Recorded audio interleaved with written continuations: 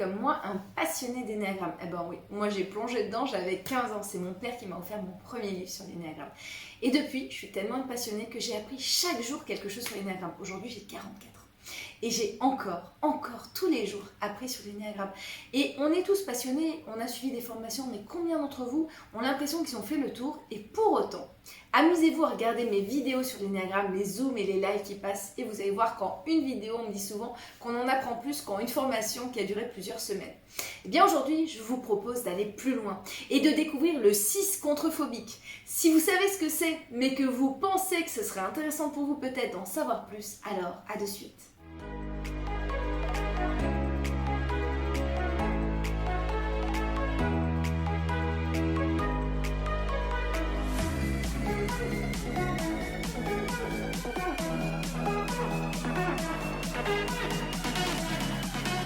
Si je disparais aujourd'hui, de toute façon, j'ai apporté un truc de fou depuis 6 mois. Le jour où Sonia vous tend la main, prenez sa main, elle ne vous lâchera jamais. Une méthode qui va être terre à terre, connectée à la réalité et dans une complexité.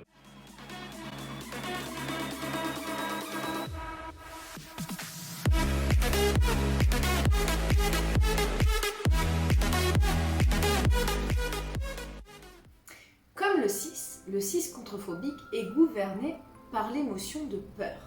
À la différence, bien sûr, je pense que vous le savez, qu'il va foncer dans l'action pour dépasser sa peur. Et oui, pour lui, la peur est un moteur. Et à peine il a peur de quelque chose, eh bien, il passe à l'action. Du coup, ce que vous pourriez découvrir aujourd'hui, c'est qu'il peut être imprévisible. À des moments, il peut foncer vers un objectif et à des moments, au contraire, rester plutôt dans un côté très traditionnel. Il est à la fois dans le doute du 6 et il rêve d'avoir des certitudes.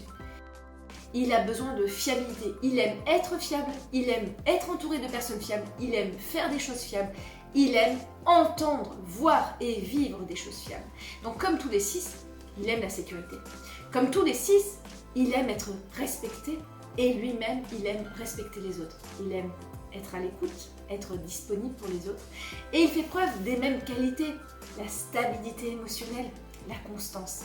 Le fait d'être un pilier pour les autres et de pouvoir à la fois tout entendre et à la fois rester dans un cadre où lui-même, c'est gérer son environnement et sa maison, gérer sa famille, être ponctuel, être prévisible parce qu'il va faire ce qu'il convient, rester dans le même métier et en même temps être capable de sauter en parachute, avoir un côté créatif extrêmement développé. Il a donc beaucoup d'énergie et de très bonnes idées et en même temps il reste honnête, fiable, un ami souriant, mais contrairement au 6, il est optimiste.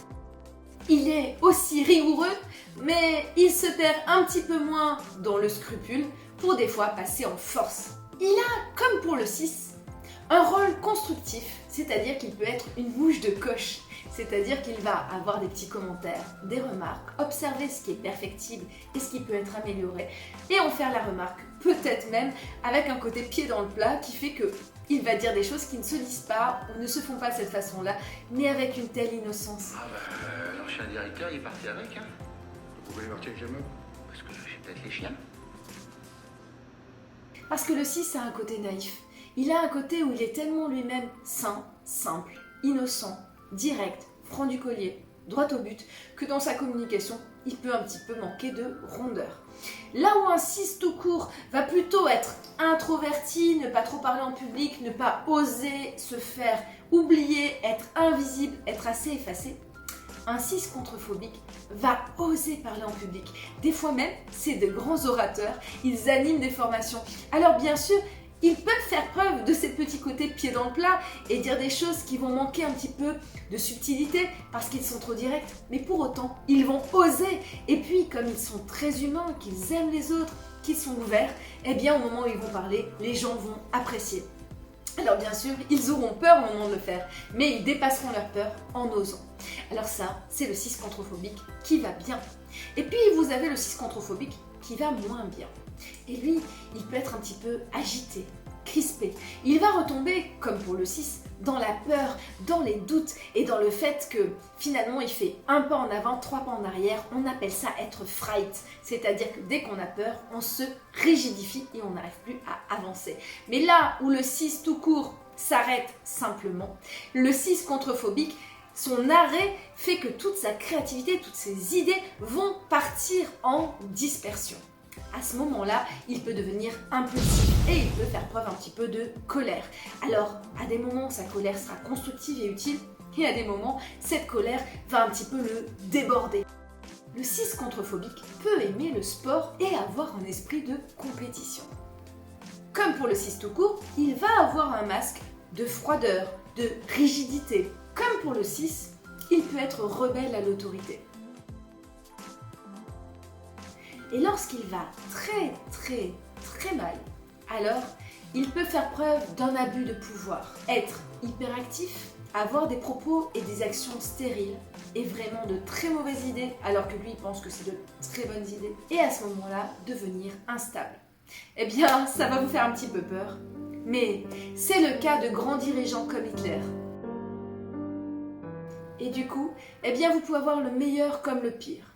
Majoritairement, les 6 contrephobiques vont bien, sont positifs, optimistes et ils redorent un petit peu le blason des 6 qui, dans un groupe, vont plutôt avoir un côté effacé, en retrait, pète sec, autoritaire et donneur de leçons, là où le 6 contrephobique va faire passer les choses avec humour, avec générosité, avec bienveillance et avec sourire. Vous l'aurez compris, je suis une grande fan des 6 contrephobiques. J'en ai plein parmi mes amis. Pour autant, ils ont eu besoin de travailler sur eux. Parce que le doute, parce que la difficulté à oser vraiment prendre leur vie en main, faire des choses, être pris au sérieux et puis surtout cette alternance entre des moments où ils étaient pertinents et des moments où ils étaient pris dans des doutes et des peurs, eh bien ils avaient besoin de remettre tout ça avec de la fluidité et de l'homéostasie. Je vous invite, si vous êtes 6 contrephobiques ou si vous en connaissez, à peut-être faire ce travail aussi, mais surtout, si vous ne les connaissiez pas, à les découvrir, ce sont des personnes extraordinaires. Je vous souhaite une très bonne journée et à bientôt. Si vous voulez en savoir plus et surtout comment résoudre tout ça, je vous donne rendez-vous sur mon site Sonia Spelun et tous les mardis sur YouTube.